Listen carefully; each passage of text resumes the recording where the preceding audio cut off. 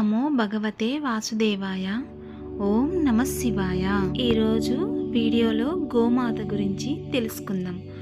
గోమాతలో సకల దేవతలు కొలువై ఉంటారు.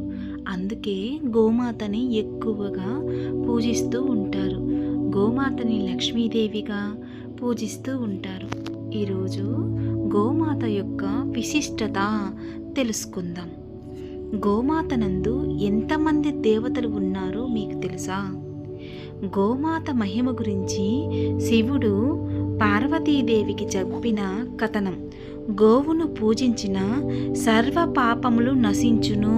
ఒకానొకప్పుడు పార్వతీదేవి కైలాసమున పరమశివునితో భక్తిగా పూజించి, నాదా, స్త్రీలు తెలిసి తెలియక ముట్లు అంటూ కలిపిన దోషం, పెద్దలను బ్రాహ్మణులను భక్తులను దూషించిన దోషం, పరులను హింసించిన దోషం పోవాలంటే ఏం చేయాలి?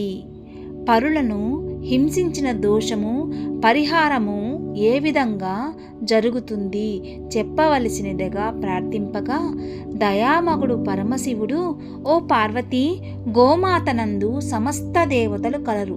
అట్టి గోవును పూజించిన సర్వ పాపములు నశించును.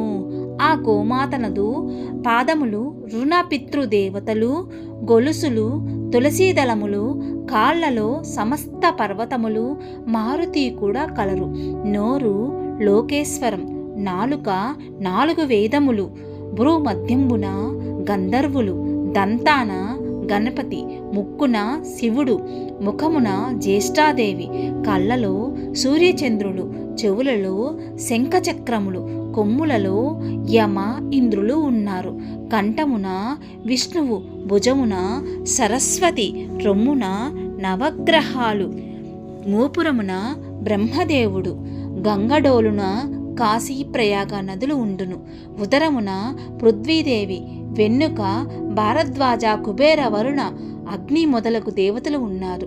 ఉదరమున సనక, సనంద, సవంత్ కుమారులు, తోకన చంద్రుడు, తోక కుచ్చున సూర్యకిరణములను, తోలు ప్రజాపతి, రోమావళి, త్రిశత్కోటి దేవతలు, పిరిదులు యందు పితరులు, కర్రి కావేరి బోలు, పాదుగా పొండరీకాక్షుని బోలు, స్తనాలు సప్త సముద్రాలు, పాలు సరస్వతీ నది, పెరుగు నర్మదా నది, నెయ్యి అగ్ని, బొడ్డున శ్రీకమలం, అమృతం కడుపులో ధరణీ దేవతలు, గో చింత గంగ, యమున, ప్రయాగ, త్రివేణి నదులు, తీర్థం గోమయంలో శ్రీ మహాలక్ష్మి కలదు. గోపాదధూళి సమస్త పుణ్యనదులను తీర్థముల కన్నా గొప్పది. కావున ఓ పార్వతి, గోమహత్య వర్ణంను ఉదయము పఠిస్తే బ్రహ్మహత్య మహాపాతకములన్నీయూ తొలుగును. ప్రతి అమావాస్య నాడు పఠిస్తే 3 నెలల మహాపాపములు తొలుగును. నిత్యము సంధ్యావేళ పఠించిన మహాలక్ష్మి అనుగ్రహం కలుగును. గోవును ఎవరైతే మనస్ఫూర్తిగా పూజిస్తారో వారి 3 తరాల పితృదేవతలు తరించెదరు. గోవునకు తృప్తిగా మేత, శనగలు, బెల్లము తినిపించిన సమస్త దేవతలు తృప్తి పడెదరు. గోవుకు మనసారా నమస్కరించి మంచి ఫలితములు నిచ్చును. గోవుకు 5 సార్లు ప్రదక్షిణం చేసిన భూ ప్రదక్షిణం చేసిన దానితో సమానము. గోవును పూజించితే సమస్త దేవుళ్లను పూజించినట్లగును. గోమాతను దర్శించి గో ప్రదర్శనం చేయవలను.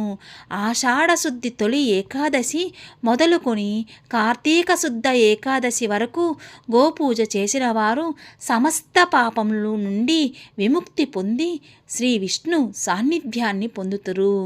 కార్తీక బహుళ ద్వాదశి గోవచ్చ ద్వాదశి అంటారు. ఈ రోజున గోపూజ చేసిన వారు అనంతకోటి పుణ్యములు పొంది 41 రోజులు చేసిన పుణ్యఫలము ఈ ఒక్కరోజు చేసినచో పుణ్యం లభిస్తుంది అని బోధించాడు. శ్రీకృష్ణ పరమాత్మ గోవును ఎంతో భక్తితో శ్రద్ధతో సేవకుడిగా చూసుకునేవాడు. మహాజనులారా, గోవును పూజించిన ముక్తిని పొందును. గోమాత సకల దేవతా స్వరూపిణి. సకల దేవతలు కొలువై ఉన్నారు. అందుకే ఎక్కడా కూడా గోమాతని పూజించడం వల్ల సకల పాపాలు పోతాయని పెద్దలు చెబుతూ ఉంటారు.